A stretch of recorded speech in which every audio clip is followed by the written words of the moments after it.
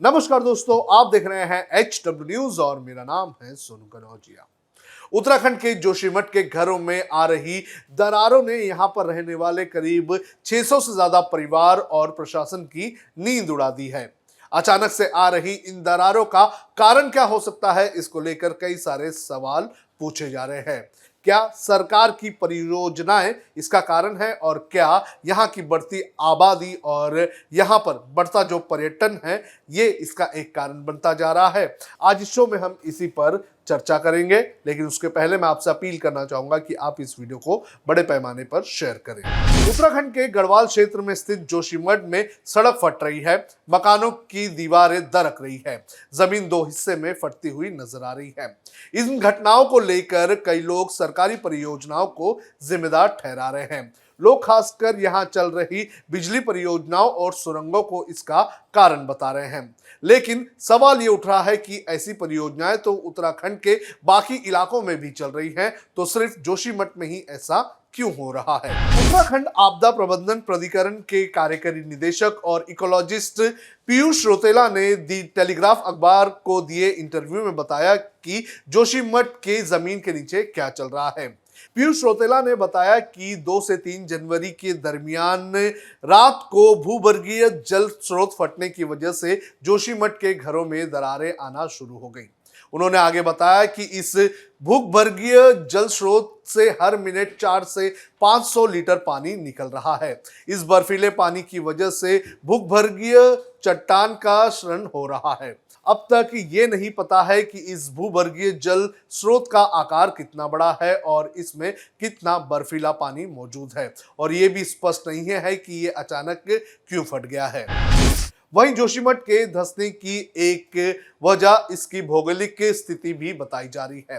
दरअसल जोशीमठ करीब 500 मीटर ऊंचे मलबे के पहाड़ पर बसा हुआ है। वो मलबे अतीत में हुए भूस्खलन के हिस्से हैं। इस कारण जमीन हल्की है, उसमें कड़कपन नहीं है। इसका मतलब यह हुआ कि जमीन के खालीपन बहुत है, जो वक्त वक्त पर सिकुड़ते हैं और फिर दरारें उभरने लगती हैं। मौके पर जाकर अध्ययन करने वाले विशेषज्ञों और केंद्र सरकार की टीम ने अपनी प्राथमिक रिपोर्ट में भी यही कहा है।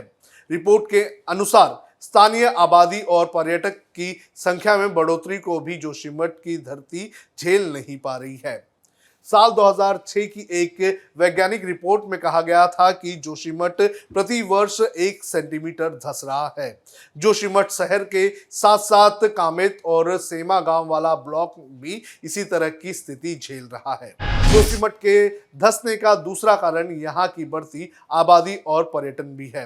नवभारत टाइम्स की इस रिपोर्ट के अनुसार विशेषज्ञों का यह भी कहना है कि जोशीमठ में मकान बनाते वक्त वैज्ञानिक पद्धति का ध्यान नहीं रखा गया है और नियमों की धज्जियां उड़ाई जा रही है। इलाके के मुताबिक ठोस मकान नहीं बनते हैं।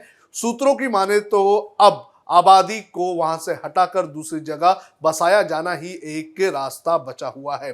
कम जमीन पर बहुत घनी आबादी और पर्यटकों की बाढ़ से जंगल का तेजी से सफाया हुआ है। उन इलाकों में भी मकान बनाए गए हैं जो आबादी की बसावट के लिहाज से उपयुक्त नहीं है। वहां नालियों की उचित व्यवस्था भी नहीं है। इन सब समस्याओं ने जोशीमठ को मुश्किल में डाल दिया है। क्या एनटीपीसी के प्रोजेक्ट भी है इसके कारण? ये भी आपको बता देते हैं। एनटीपीसी इस इलाके में बिजली परियोजनाओं पर काम कर रही है। एनटीपीसी यहां 2 सुरंग खोद रही है, लेकिन खोदे गए सुरंगों के कारण जोशीमठ डूब रहा है या नहीं, इसका जवाब खुद एक्सपर्ट्स भी ढूंढ रहे हैं। एनटीपीसी की इस योजनाओं का भूवैज्ञानिकों ने भी विरोध किया है। उनका कहना है कि अगर सुरंगें खोदने का काम नहीं रुका तो जोशीमठ एक दिन डूब जाएगा। जोशीमठ बद्रीनाथ और हेमकुंड साहिब का प्रवेश द्वार भी कहा जाता है।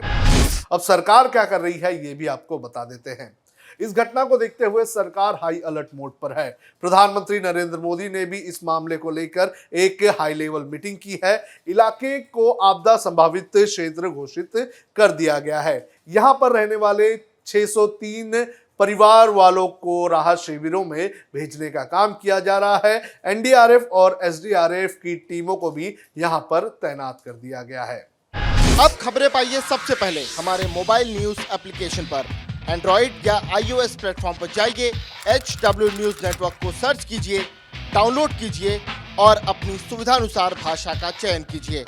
खबरों की भीड़ में अपने काम की खबर पाते रहिए।